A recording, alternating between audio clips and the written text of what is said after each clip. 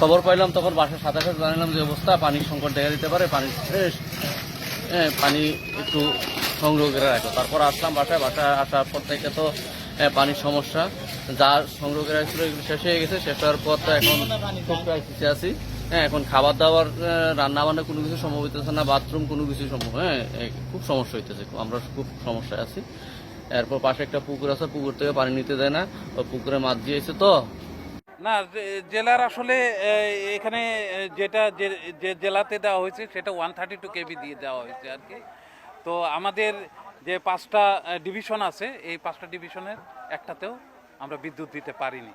তো আমরা সর্বাত্মক চেষ্টা করতেছি যত দ্রুত সম্ভব আমরা গ্রাহকের কাছে বিদ্যুৎ পৌঁছে দিব, এই আশা আমরা রাখতেছি। জি না, খণ্ডকালীন এখানে কোনো খণ্ডকালীন নাই, কারণ আমাদের যে সমস্ত ইকুইপমেন্ট আছে যেগুলো নষ্ট হয়েছে এগুলো আমরা উপযোগী কিনা তার জন্য টেস্ট করতে হচ্ছে। টেস্টে যদি আমার স্যাটিসফ্যাক্টরি না হয় তখন কিন্তু আমি চার্জ করলে আবার আরেকটা দুর্ঘটনা ঘটবে। তো এই জন্য আমরা এই করতেছি, আমরা কিন্তু নিজে ইচ্ছা করে গ্রাহককে ভোগান্তি এটা কোনো প্রশ্নই আসে না। তো আমরা সর্বাত্মক চেষ্টা করতেছি। কালকে সারা রাত আমরা এখানে ছিলাম, সাইডে ছিলাম, আমি নিজে ছিলাম। তো আমরা আশা করতেছি যত দ্রুত সম্ভব আমরা বিদ্যুৎ দেওয়ার চেষ্টা করছি। কি পরিমাণ লোকবল কাজ করছে এই মুহূর্তে? লোকবল প্রায় আপনারা দেখতেছেন প্রায় 100-র মতো লোকবল কাজ করছে। জি অবশ্যই, আমি গ্রাহকদের ধৈর্য ধরার কথা বলবো। তারা যে কষ্ট করতেছে সীমাহীন কষ্ট, এই জন্য আমরা আন্তরিকভাবে দুঃখিত।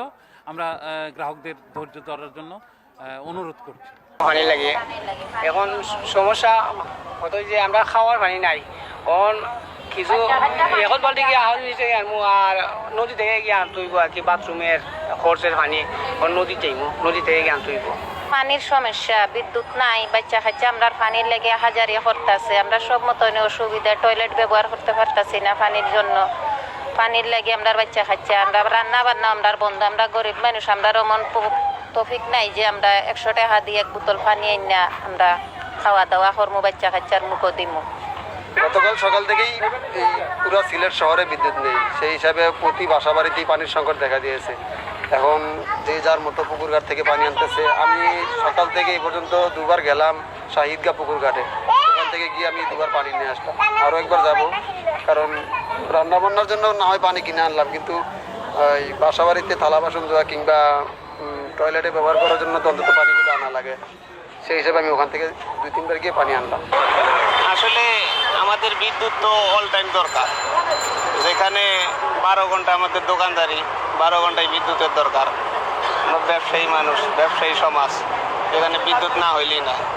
তো আজকে সারাদিন থেকে বিদ্যুৎ নাই, আমাদের আইপিএসও খুব ঘাটতি দিছে, মোমবাতির দামও বাইরে গেছে। এখন অসুবিধা বলতে আমাদেরকে তো কাজ করতে হচ্ছে, আমাদের কাজ তো আর বন্ধ রাখতে পারতেছি না।